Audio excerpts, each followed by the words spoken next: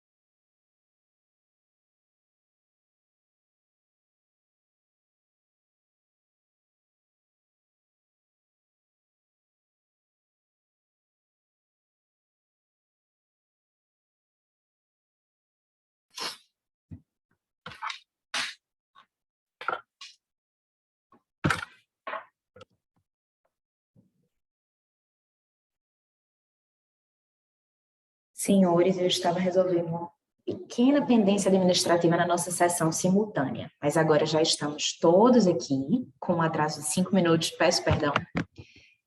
Começarei a passar as instruções administrativas. Quem presidirá? Deixa eu só aceitar aqui o Dr. Geraldo Agosti, que está entrando.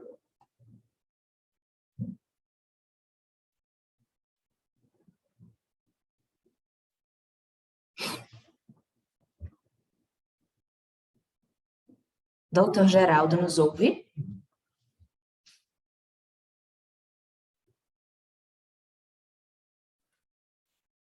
Bom dia a todos, me ouvem bem?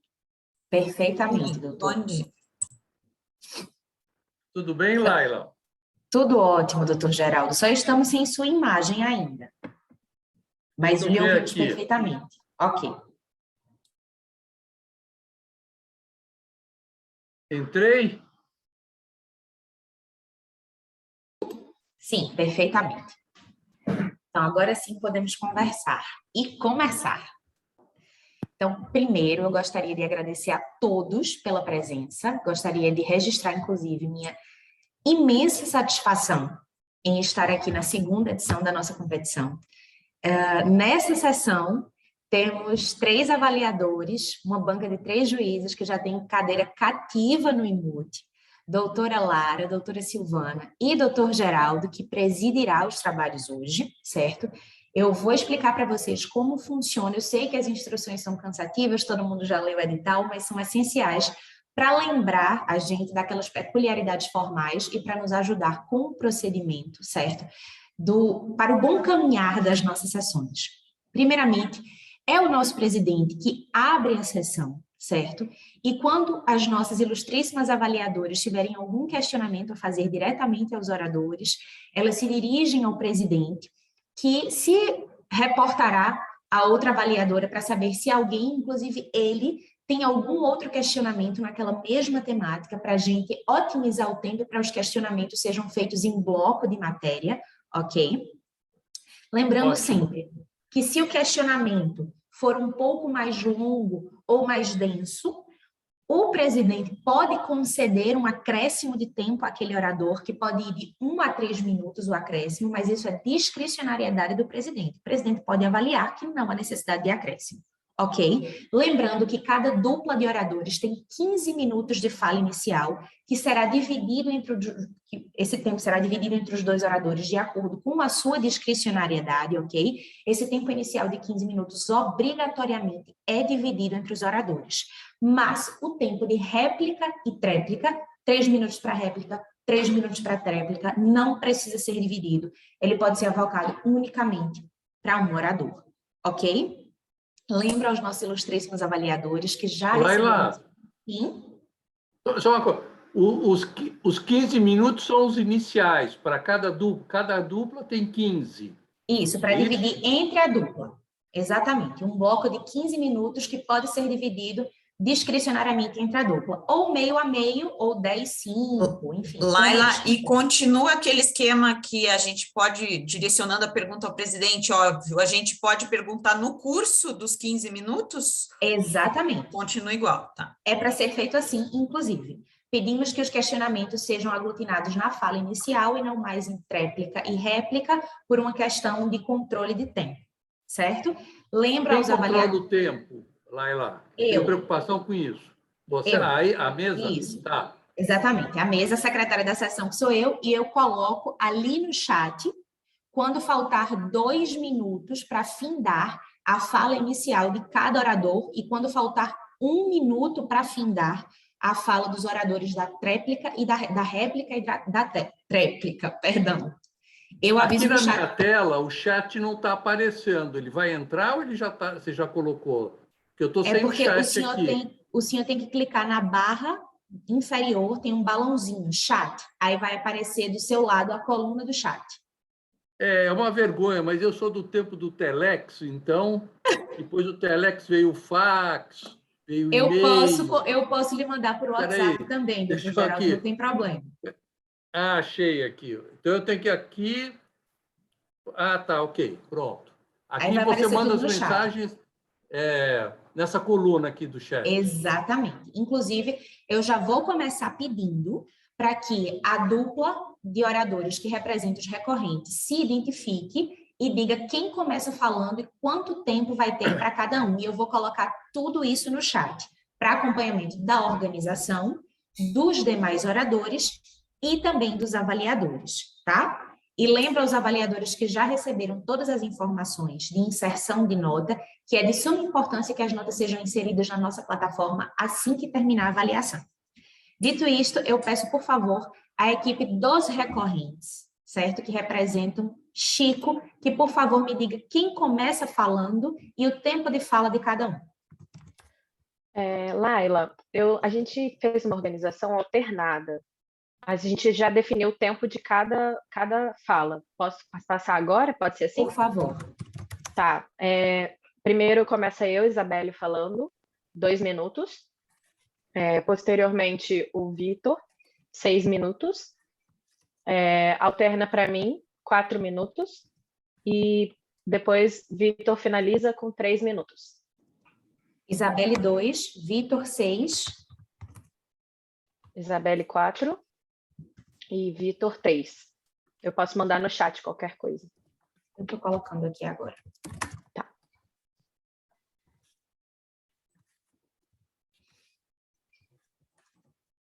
Daí, no caso da fala de 2 minutos inicial, acredito que só o aviso de 1 minuto, né?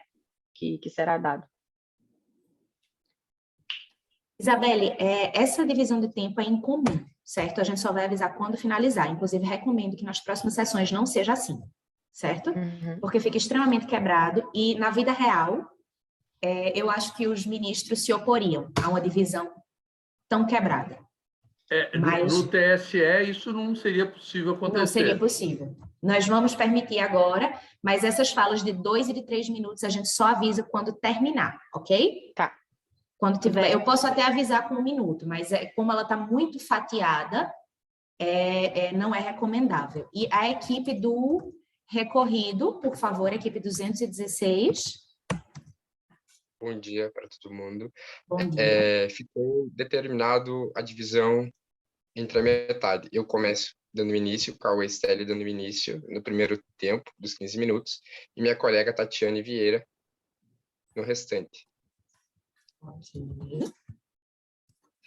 Quem vai ficar a cargo da réplica e da tréplica, senhores? O Vitor vai fazer a réplica do recorrente. Eu farei a tréplica.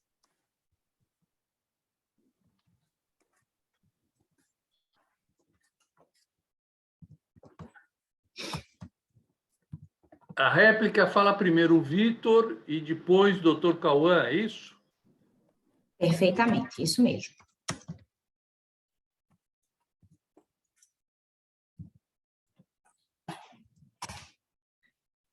Todas as informações já estão alocadas no chat para consulta de todos. Eu peço a Júlia, que está me ajudando no controle do tempo, que na fala inicial da Isabelle, o controle a gente só vai avisar quando finalizar os 2 minutos, e na fala final do Vitor, de 3 minutos, avisar quando estiver faltando 1 minuto. Eu vou indicar aqui.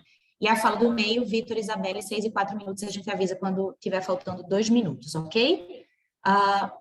Cauã e Tatiane, normal, quando estiverem faltando 2 minutos, avisaremos. E réplica e tréplica, quando estiver faltando 1 minuto, nós avisaremos. Passadas as considerações iniciais, seguirei com vocês até o final dessa sessão. Estou aqui para sanar quaisquer dúvidas, eu faço o papel da secretária da sessão, ok?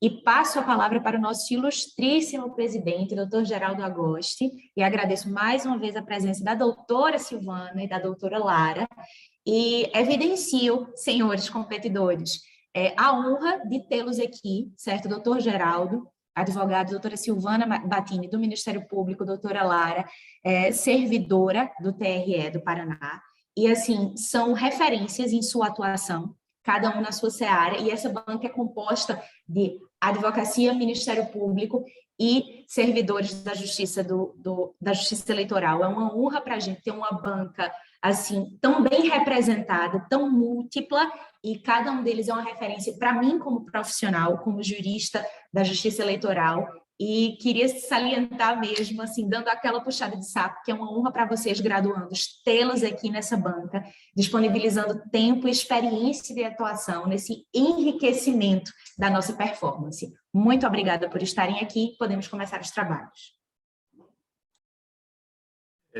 Bom dia a todas e todos os presentes aqui nesse plenário. Apregoado o processo, damos a palavra para o os advogados do recorrente, doutora Isabela. Palavra da senhora. Muito obrigada pela palavra. Agradeço Vossas Excelências por dar a oportunidade da gente trazer o caso do nosso cliente, o senhor Chico. Fico muito agradecida, eu e o meu colega. Bom, cinge-se esta controvérsia no indeferimento do registro de candidatura do senhor Chico para as reeleições que ocorrerão em 2020 para o cargo de governador. O indeferimento se deu após impugnação por meio de ação de impugnação de registro de candidatura pelo partido B, em que foi julgado pelo TRE o indeferimento ante a não desincompatibilização do cargo de prefeito, oriundo das eleições de 2020, em que Chico tomou posse também, e por essas razões foi indeferido o registro de candidatura. Na mesma oportunidade, foi julgado o mandado de segurança interposto no TRE, também pelo recorrido, que concedeu a ordem para cancelar, o registro de candidatura das eleições indiretas ocorridas em maio de 2022, também cassando o mandato do primeiro mandato de governador do senhor Chico, pelas mesmas razões do indeferimento do registro de candidatura para 2022. Por estas razões, foi interposto recurso ordinário pelo recorrente para o fim de cassar a decisão do acórdão publicado face à rigidez das condições de elegibilidade e ausência das causas de inexigibilidade da candidatura, consoante iremos mostrar a seguir. E ainda fazemos um pedido preliminar com fulcro no artigo 55, parágrafo 3º do Código de Processo Civil, para apensar o julgamento do recurso especial eleitoral em mandado de segurança, também interposto pelo recorrente, junto a esses autos de recurso ordinário. Agradeço, passo a palavra. Com a palavra, doutor Vitor. Muito obrigado, senhor presidente. Eu reforço os cumprimentos feitos pela minha colega. É realmente uma honra estar perante de vossas excelências. Eu inicio a minha sustentação estabelecendo um fato. A eleição indireta realizada pela Assembleia Legislativa em maio de 2022 foi regular. Dito isso, Chico é o detentor legítimo do cargo da chefia do Executivo Estadual. O edital de convocação, publicado pela Assembleia Legislativa do Estado para as eleições indiretas, previa uma única condição de elegibilidade, idade do candidato superior a 30 anos. Não previa nenhuma hipótese de inelegibilidade. Chico, maior de 30 anos, candidatou-se e ganhou. Elegeu-se governador em 10/5 de 2022. Presidente, o senhor me concede a palavra, presidente? A palavra da senhora, doutora, por favor.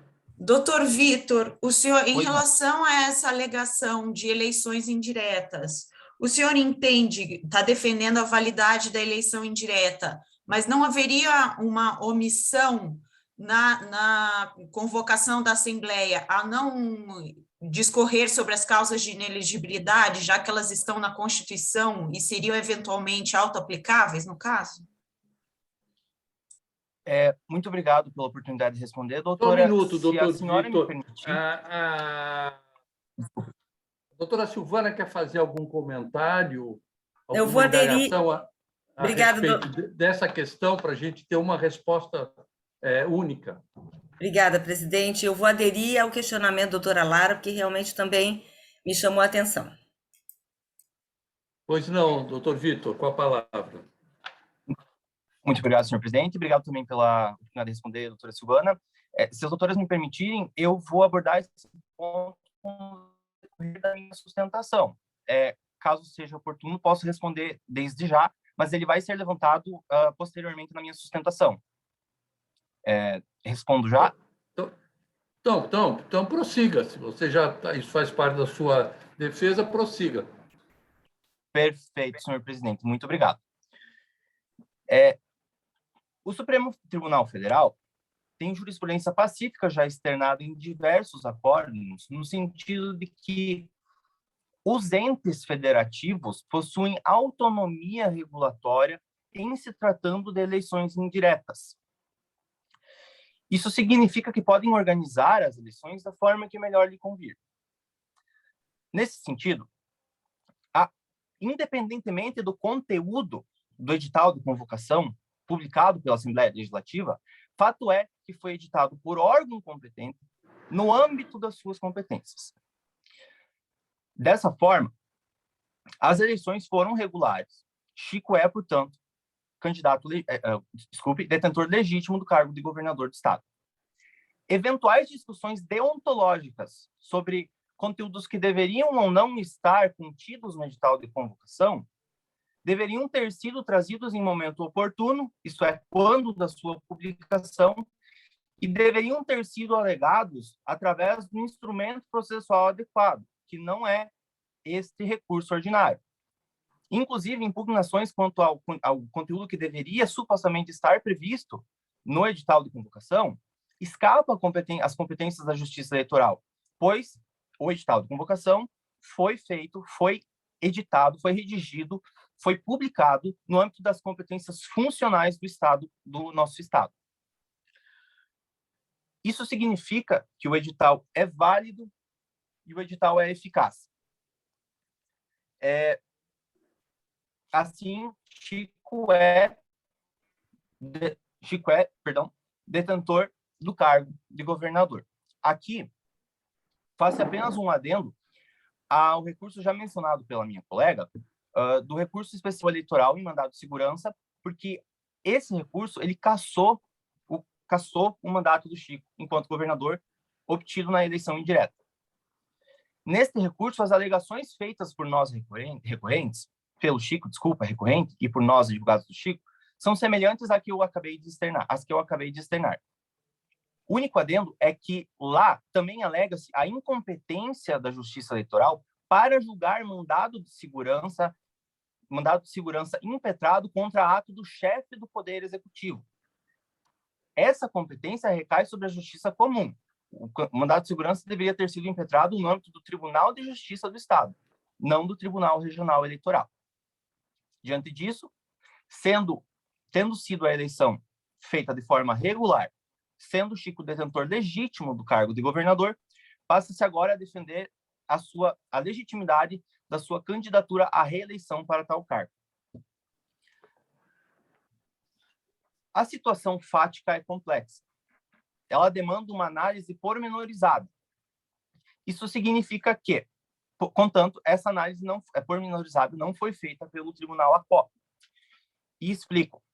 O artigo 14, parágrafo 5º da Constituição, fala que os governadores estaduais podem se eleger, contanto que para um período subsequente apenas. Adicionalmente, o parágrafo 6º do mesmo artigo aponta que, para concorrerem a outros cargos, os governadores devem se incompatibilizar um período não maior que 6 meses, não inferior a 6 meses do pleito eleitoral. Caso a candidatura de Chico para as eleições gerais de 2022 fosse para a obtenção do seu primeiro mandato enquanto governador, de fato, a ele seria aplicável a regra da desincompatibilização prevista no artigo 1º, para inciso 3º, a linha A da Lei 64/90. Contudo, não é essa a realidade dos autos. O Tribunal ACOP parece esquecer que Chico concorre à reeleição. Isso é, Chico já é detentor do cargo de governador, já está no seu primeiro mandato, busca a reeleição. Assim, a ele se aplica a disposição do parágrafo 5º do artigo 14 da Constituição. O governador de estado pode se reeleger, contanto que por um período subsequente apenas. Essa é a realidade dos autos. Nesse sentido, percebe-se que o permissivo constitucional é amplo. O parágrafo 5º não prevê hipóteses de governador eleito em eleições indiretas, nem tampouco hipóteses em que não se incompatibilizaram em período inferior a 6 meses para o pleito de reeleição. O referente possui um verdadeiro direito constitucional. Encerro, então, a minha fala, passo para a doutora Isabela. A palavra, doutora Isabela.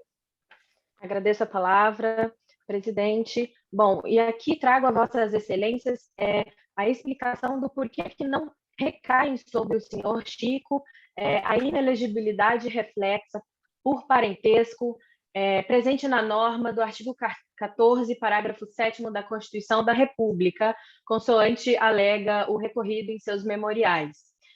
Como se sabe, é de conhecimento público e notório que houve a separação judicial com sentença transitada em julgado em dezembro de 2019 entre o senhor Chico e a Rosa. Situação essa que ocorreu anteriormente, até mesmo a posse de cargo de prefeito, a posse de cargo de governador nas eleições indiretas pelo senhor Chico, e agora, anteriormente, a provável reeleição do senhor Chico. Contanto, não se ouvida a existência da súmula vinculante número 18, trazida pelo recorrido, que anuncia a inafastabilidade da causa de inelegibilidade prevista no artigo 14, parágrafo 7º da Constituição da República, quando a dissolução conjugal ocorre no curso do mandato. Contudo, rememoremos os precedentes desta súmula vinculante, que trazem uma exceção na regra esculpida, que diz que quando o detentor do cargo titular que gera a vedação se desincompatibiliza 6 meses antes do pleito eleitoral, é possível a candidatura de pessoa com laços consanguíneos ou afins. A toda vista, a razão desses precedentes sumulares de gerar uma exceção é justamente pelo objetivo da própria súmula, a evitação de formação de oligarquias familiares que se perpetuam no poder e que têm o condão de manipular a igualdade do pleito eleitoral. Ou seja, não se trata de uma proibição absoluta de que nenhuma pessoa com laços familiares possa concorrer, mas sim de evitar a influência nas eleições. Por estas razões, existem situações em que há a possibilidade dessas candidaturas, e trago-lhe 3, vossas excelências. A primeira seria daquela de que... O senhor me concede mais a palavra para mais uma pergunta, que eu fiquei com dúvida da doutora Isabelle, por favor? Muito obrigada. Doutora Isabelle, eu fiquei com dúvida em relação ao afastamento da súmula 18 em relação ao caso concreto, porque, pelo que eu vi, o Chico, o seu cliente, ele se desincompatibilizou ou ele renunciou e o prazo dessa renúncia foi inferior a 6 meses? Ou foi superior a 6 meses? Isso que não ficou muito claro para mim. Obrigada. Doutora Silvana, tem alguma observação? Sem observações, senhor presidente. Obrigada. Doutora Isabelle. Ok, muito obrigada. Agradeço o questionamento. Irei responder desde já, pois, sim, houve a renúncia do senhor João, 6 meses antes do pleito eleitoral de 2022, do seu cargo de governador, e essa seria o lapso temporal necessário, trazidos nos precedentes das súmulas, para que uma pessoa que contém laços sanguíneos ou afins possa se candidatar. Havendo a desincompatibilização 6 meses antes do pleito eleitoral, é possível essa candidatura, que justamente não é porque deve se proibir só por ser familiar, mas esses 6 meses, eles serviriam para diluir qualquer influência que tal poder familiar pudesse trazer, e é exatamente essa situação dos autos. Assim como existiam outras situações que eu estava enumerando anteriormente, como, por exemplo, candidatura em circunscrições diferentes, ou então candidaturas em eleições municipais, quando se aparente detentor de cargo oriundo de eleição geral. São eleições que são alternadas e independentes, as circunscrições também são independentes, as eleições, e por isso mesmo não haveria essa influência. E da mesma forma recai esse tempo, esse lapso temporal que passa, porque a função da súmula é proteger a influência na eleição e não proibir completamente a candidatura de pessoas com laços sanguíneos ou afins. Por isso, existe essa possibilidade da candidatura do senhor Chico, e exatamente por isso também não incidem outras causas de inelegibilidade enunciadas na Lei Complementar 6490, bem como todas as condições para a eleição também estão presentes. O senhor Chico é alfabetizado, está disputando o segundo cargo do Poder Executivo Estadual, por isso mesmo pode se reeleger, sem qualquer relação à oligarquia familiar e possui seu alistamento militar em dia. E é por isso mesmo que sua candidatura é rígida e plena. Agradeço e passo a palavra para a finalização do meu colega Vitor. Laila, tendo as interrupções, vamos dar mais 1 minuto. Ok, se a oradora quiser retomar e finalizar, arrematando, 1 minuto concedido. Só uma questão de ordem, seria para mim ou para o Vitor? Não entendi. Vocês dividem como melhor entender. Não, eu passo então para o meu colega Vitor, para ele usufruir desse 1 minuto. Agradeço, que eu já finalizei a minha fala.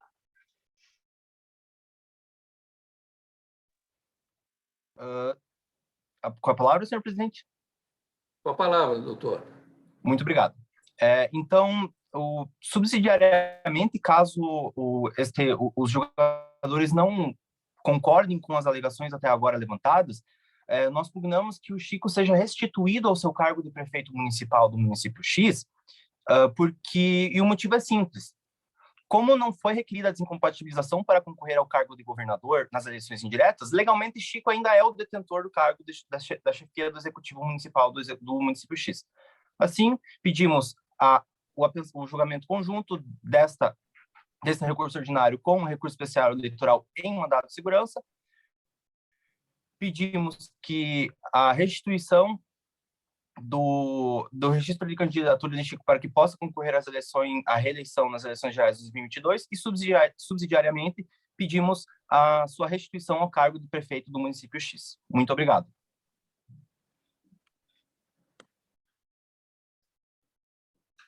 Com a palavra, agora, os advogados do recorrido. Bom dia a todos.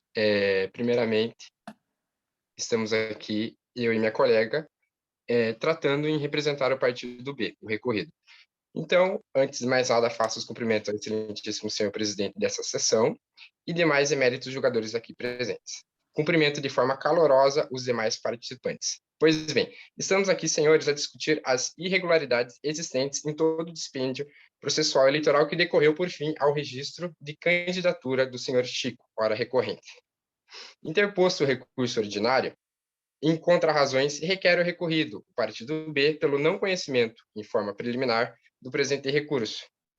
No mérito, pela cassação do registro de candidatura do prefeito municipal do pleito de 2020. Terceiro, cassação do registro de candidatura das eleições indiretas. Quarto, a nulidade das eleições indiretas. E, por fim, o indeferimento do mandato de governador. Pois bem, antes de adentrar aos fundamentos de mérito, faz-se necessário salientar pelo não cabimento do recurso ordinário na espécie, uma vez que é entendimento da própria Corte do Tribunal Superior Eleitoral que não cabe em recurso ordinário discutir matérias que causem matérias de elegibilidade na esfera municipal, recaindo somente o recurso especial em tese. Pois bem, feito essa análise preliminar de mérito, a gente requer pelo não conhecimento ao tocante a esta matéria. Pois bem, em relação ao mérito, chegamos à conversão partidária e à cassação do mandato de prefeito. Chico, vice-governador, fora reeleito em 2018. Estando isolado politicamente, em decorrência de rompimento político, renunciou ao seu mandato. Dessa forma, ele pleiteou entrar em disputa eleitoral a prefeito do município X pelo partido A. Escolhido pela convenção partidária para a representação, utilizou-se dessa para sua candidatura. Posteriormente, João, seu adversário político, e demais oponentes políticos arguíram eventuais nulidades dessa convenção, como a falta de quórum. Requisito este, a priori, já suficiente para buscar a nulidade dessa convenção partidária. Por fim, a convenção partidária fora anulada pelo partido A. Pois bem, no ato do registro de candidatura de Chico, utilizou-se da primeira convenção partidária, aquela que for anulada. Portanto, neste início, percebe-se evidente falta de elegibilidade de Chico, pois este não for escolhido pelo partido a representar. Porém, adiante.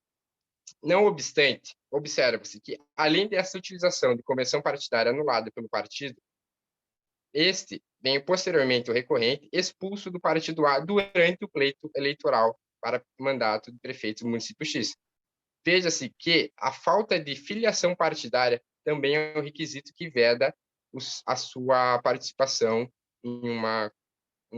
sua participação no pleito eleitoral para o mandato de prefeito. Pois bem, destas formas... Presidente, tem uma pergunta. O senhor me concede a palavra? Pois não, doutora Lara. Doutor Cauã, a respeito da expulsão, o senhor entende que a expulsão não ofendeu o princípio da estabilização da demanda, já que ela não era objeto da ação principal e veio no recurso, não foi isso? Posso a expulsão se dá depois do registro. É isso, doutor?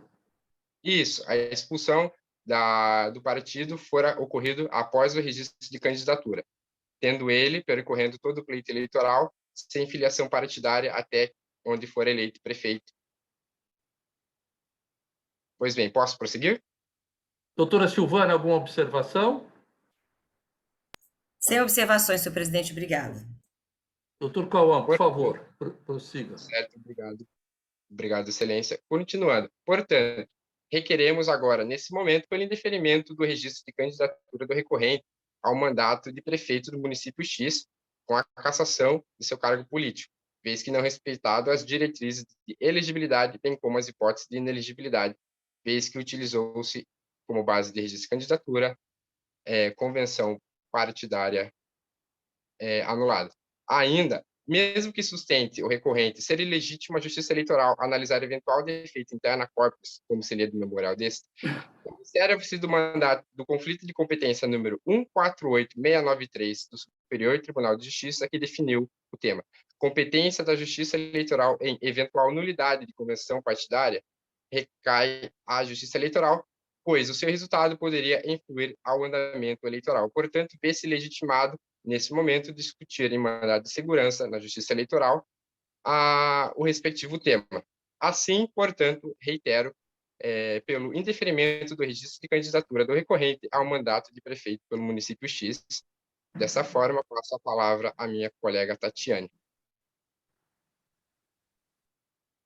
Com a palavra, doutora. Bom dia a todos, bom dia, Igreja Corte, obrigada pela palavra. Bom, gostaria de iniciar os meus argumentos, a minha sustentação, tratando quanto ao não cumprimento das condições de elegibilidade para disputar as eleições indiretas para governador. Bom, em síntese dos fatos, vale se lembrar que, em 2022, João renunciou ao cargo de governador, de modo que gerou a dupla vacância. Sendo assim, a Assembleia Legislativa aprovou as eleições indiretas para o cargo de governador. Num primeiro momento, Chico, ele se inscreve para essa disputa sem se afastar, sem renunciar ao seu cargo de prefeito. Inclusive, gostaria de apontar que Chico, nos seus memoriais, aponta quanto ao período de 6 meses.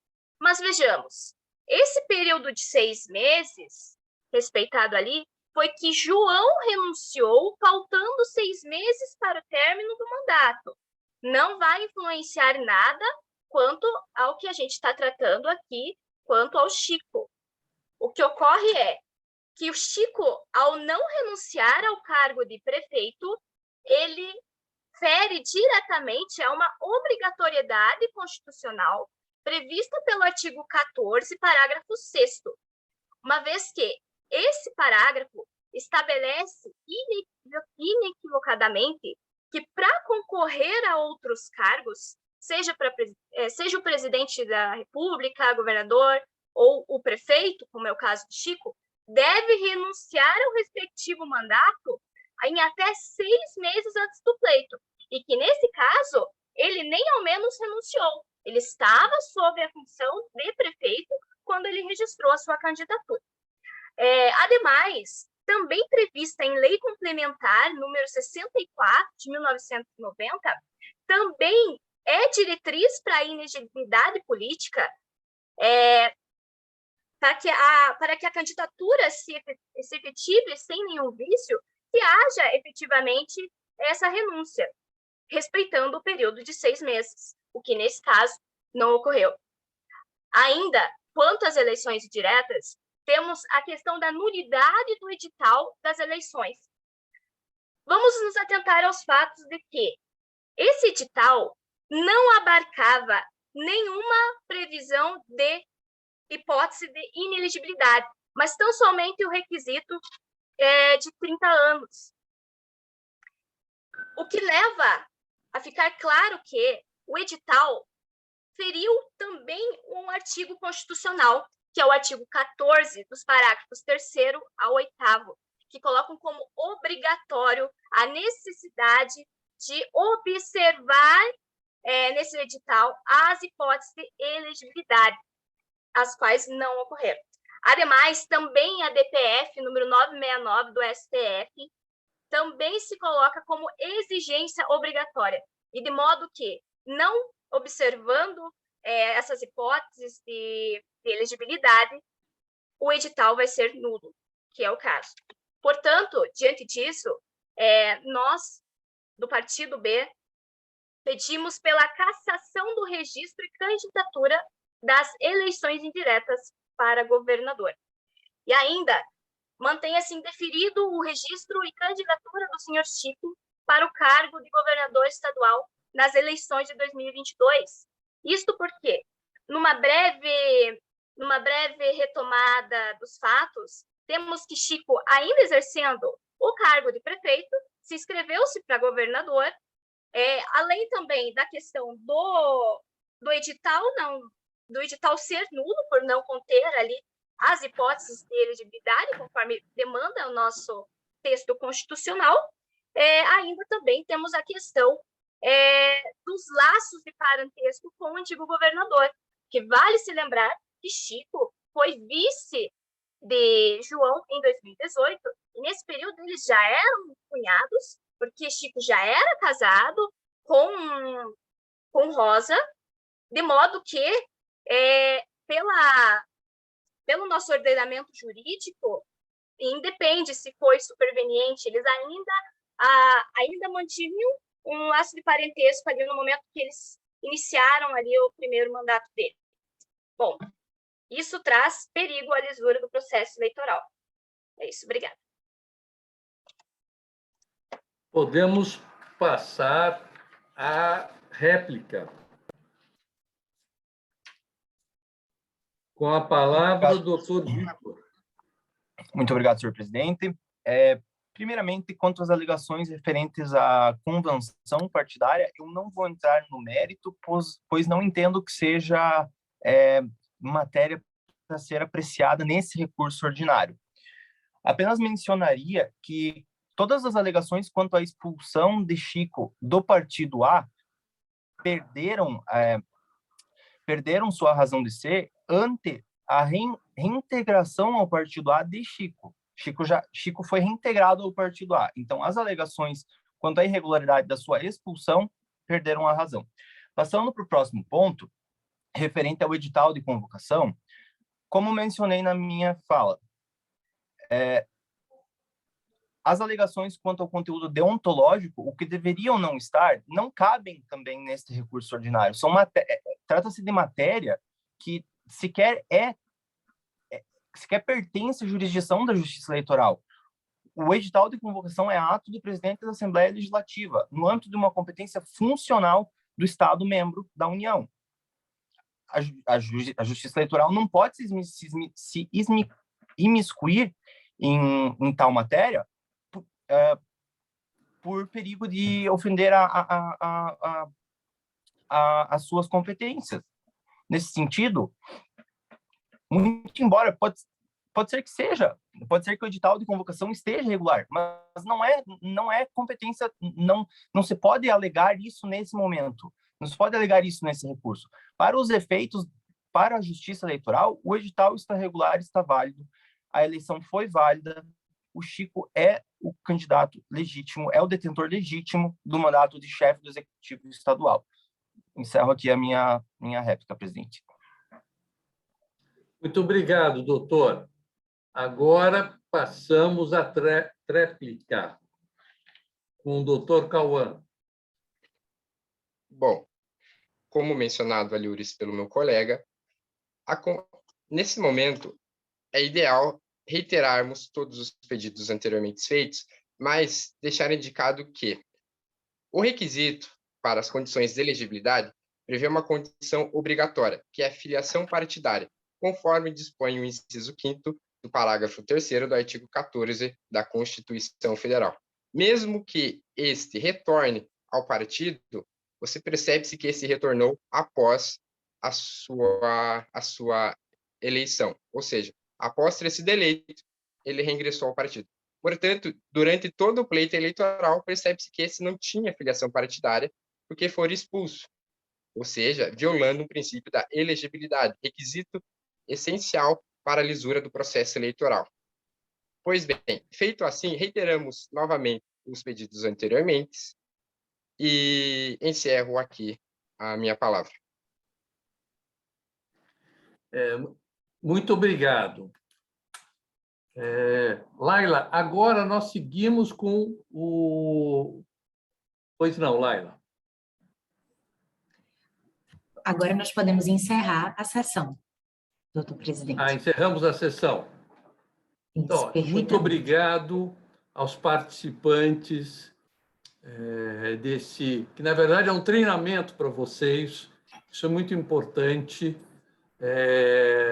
Eu, pessoalmente, me sinto privilegiado em participar de um evento, né, ou de um treinamento com os jovens advogados. Acho que isso é muito importante na carreira futura, brilhante, que todos terão.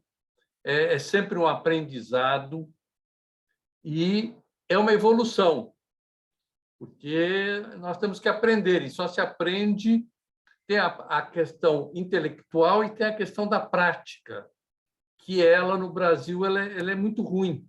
A prática, o estágio no Brasil, ele é mal colocado, ele é mal difundido, não sei assim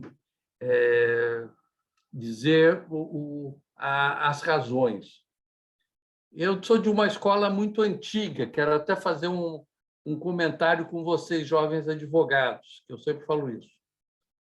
E mantenho essa prática até hoje. Há 40 anos atrás, quando eu fui pegar meu primeiro estágio, eu fui no escritório de advocacia, um advogado até ficou muito famoso depois, foi até do 5º Constitucional. Eu cheguei, ele me cumprimentou, me levou para uma sala, me apresentou a máquina de escrever dele e falou para mim assim: você escreva uma carta para mim dizendo o que você quer. Boa tarde. Ele não me entrevistou.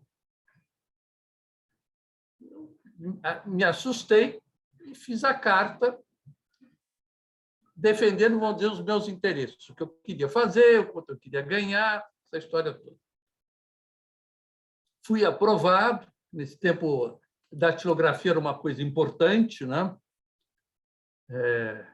Não sei se vocês conhecem máquina de escrever. Estou falando isso não é deboche, não, mas porque eu tenho uma filha de 25 anos que se assustou quando viu uma máquina de escrever e chamou de uma impressora com teclas, né? Porque ela não conhecia uma máquina de escrever.